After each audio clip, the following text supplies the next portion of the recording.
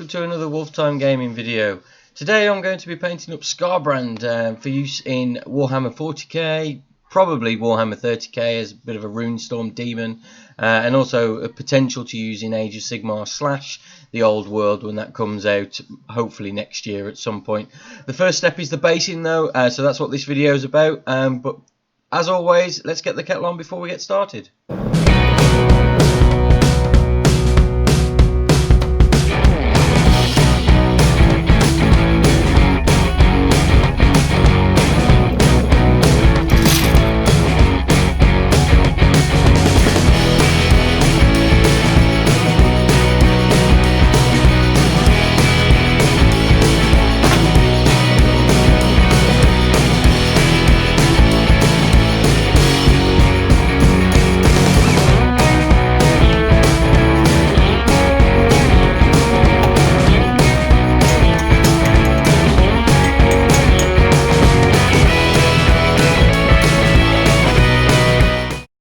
Okay, so the first step to the base is actually making it.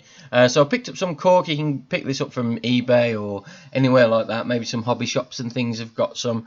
Essentially break it up, stick it on the base because we're going for that lava feel, and I wanted it to look quite natural, quite rocky, and sculpting it out of something just wouldn't work for me. So I went for the cork because I think this looks good and I've used it previously. The green blobs you can see there are just some green stuff, and they're going to essentially be the bubbles in the lava.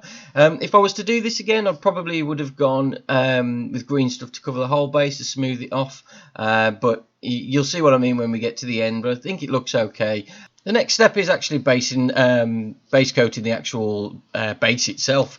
Because I was doing lava, I wanted to go dark, so I went with a black. I've run out of black spray paint, as probably everybody has in the country at the moment with the current situation.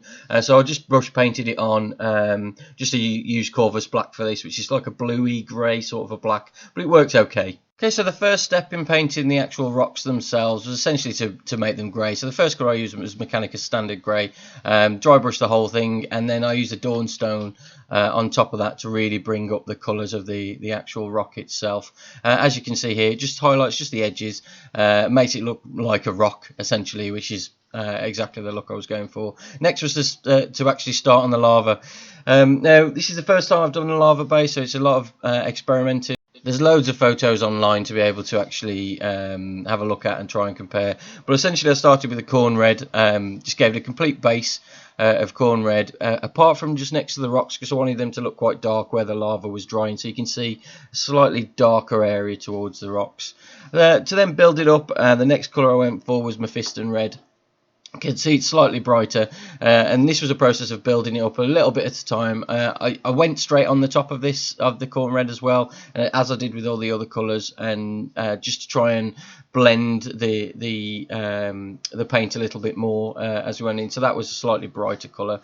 I then used Evil Sun Scarlet, again a much brighter red than the Mephiston red, and tried to stick to the center areas of the lava flow, if you know what I mean. So it's going darker. You can see just as we get towards the rocks, it's going into that darker red and then into black. The next colour we went for was Jacaro Orange, a much lighter version now went on. I was starting to get a little bit worried at this stage as to whether it would look any good, to be honest with you, and then I went on with a Troll Slayer Orange as well, before moving on to the Avalon Sunset, which was like the yellow sort of a colours. You can see me going on there now, and at this point I started to split the lava flows a little bit more, but as you can see on the bases, you're starting to get that mottled sort of effect, and this is why I was talking about the green stuff. Maybe I should have done the green stuff on the complete base just to smooth that off, but I think it looks okay, and it was just playing around with it. I then gave it a layer of Flash Kits yellow as well. At the same time as doing this, I actually went around the bases of the cork to try and make it look like the lava was lighting up the sides of the cork, not the tops, just the sides themselves. As I was doing this with the Flash Sheets Yellow, I started to get a little bit more meticulous now where I wanted it, especially in those areas where it was that mottled effect, so I wanted to lose that. I think it's quite important to try and lose that sort of because lava's essentially, while it's not perfect, it's not mottled, especially in the brighter areas, because all you can see is the brightness if you look at actually photos online.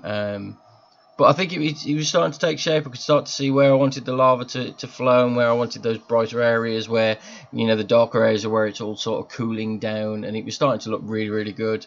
But it was very, very bright, and that bothered me quite a lot. So what I did was get a Cassandra yellow shade, and essentially covered the whole thing. Now what this does, it takes the colour back down, but also starts to like blend all the colours in. Or anytime you use any shades or oils and things, it blends the colours together a little bit more. So I gave it a complete coating of this shade, and it started to look good.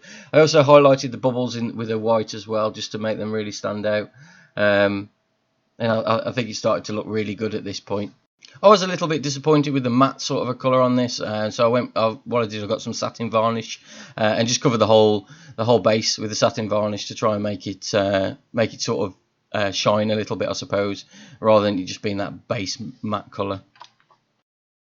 Then you just want to give it a little bit of time to dry, and that's what you get the final result, which I think looks okay. Like I said, mottled effect in the lava's not perfect, but it looks okay. It's good for my first attempt, I think. I am pleased with it. I have learned a few lessons doing this as well, so my next ones will probably be slightly different. But I am really, really pleased with how it's turned out. I think it does look really good. But there's a little bit of a sneak peek with Skarbrand on top. If you want to see the video of Skarbrand as well, that will be going online shortly. It's a very similar vein to this, with a bit sort of time lapse basically. But thanks for watching, guys. I really appreciate you coming along and watching. Make sure you subscribe to see any future videos, and I'll see you in the next one.